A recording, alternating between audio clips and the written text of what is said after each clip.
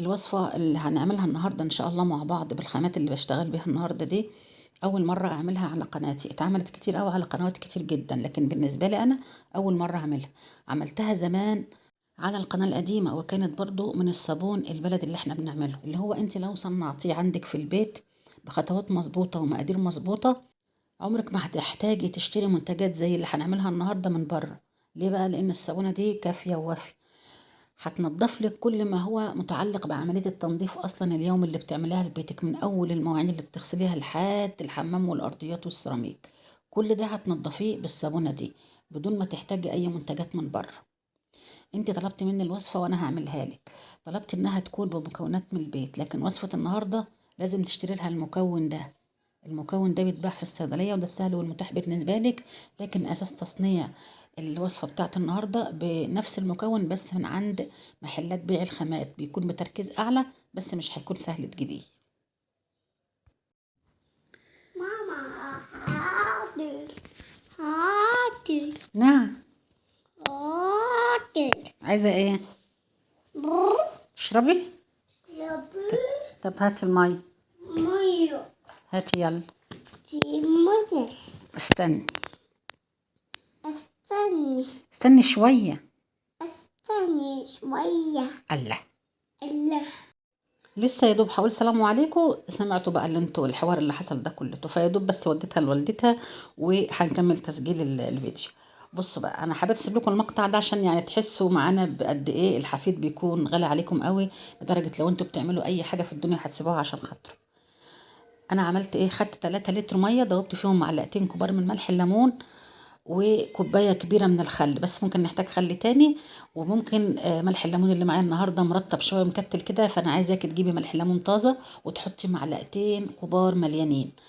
كل الخطوات دي احنا بنعملها علشان ننزل حموضه الميه. حموضه الميه بتكون زي حموضه جسمنا كده على رقم 7، فاحنا عايزين ننزل الحموضه شويه عشان لما نحط المكون اللي هو اساس تصنيع الكلوروكس الالوان اللي انت طالباه، هو الأكسجين، ومش بينشط ولا يشتغل ولا يديك المفعول بتاعه إلا في وسط حامضي.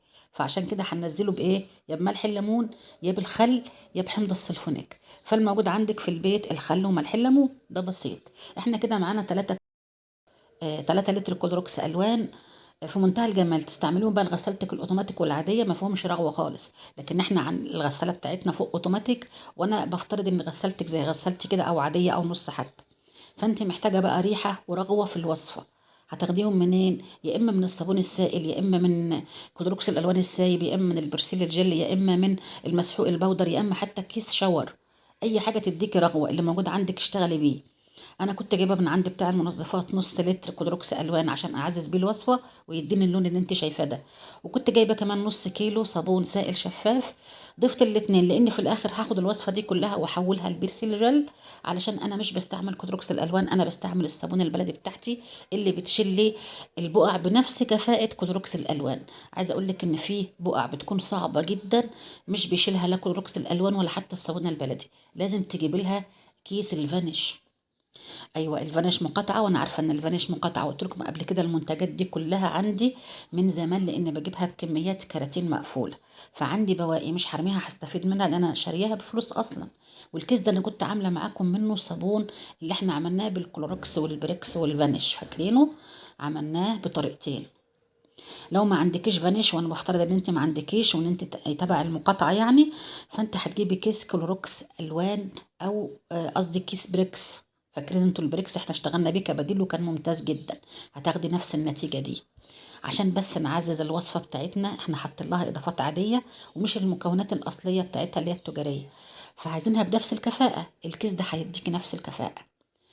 انا زودته وطبعا حصل فوران وتفاعل زي ما شفت كده واللون اتغير، لكن ركزي بقى في العبوه كده، بتصفى وبتروق من تحت لفوق. مجرد ما اغسل معاكي الشراب هتلاقي كل العبوه دي بقت شفافه زي الاول عادي جدا، بس بقت فعاله قوي والريحه بقى تحفه.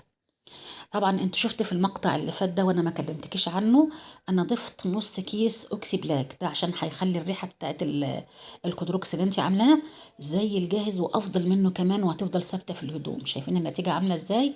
لازم بقى تعبي الكلوروكس ده في عبوات معتمه، بلاستيك ناشف مقوى يعني، مش شفاف، لان الاكسجين اللي احنا شغالين بيه بيفضل يتفاعل مع المكونات كلها، وممكن يعمل بقى انتفاخ في العبوه ويحصل انفجار لا قدر الله. هو بيكون انفجار محدود ما يقلقكش يعني، بس بلاش، وخلينا نتجنبه من الاصل كده. عبوات شبه اللي انت شايفاها دي، او حتى عبوات الكلوروكس نفسه، سواء بقى للابيض او للالوان الاتنين ينفعوا. احنا معانا ايه مكونات اشتغلنا بيها يعني، الحسبة تعمل معانا قد ايه. احنا خدنا عبوة اكسجين ب15 جنيه، وخدنا كيس نص كيلو آه كلوروكس الوان سايب، ونص كيلو صابون سائل شفاف، الاتنين ب15 جنيه، ده نص وده نص. وخدنا يا ست الكل نص كيس الاوكسي بلاك، هو ب10 جنيه، خدنا نصه يبقى 5 جنيه.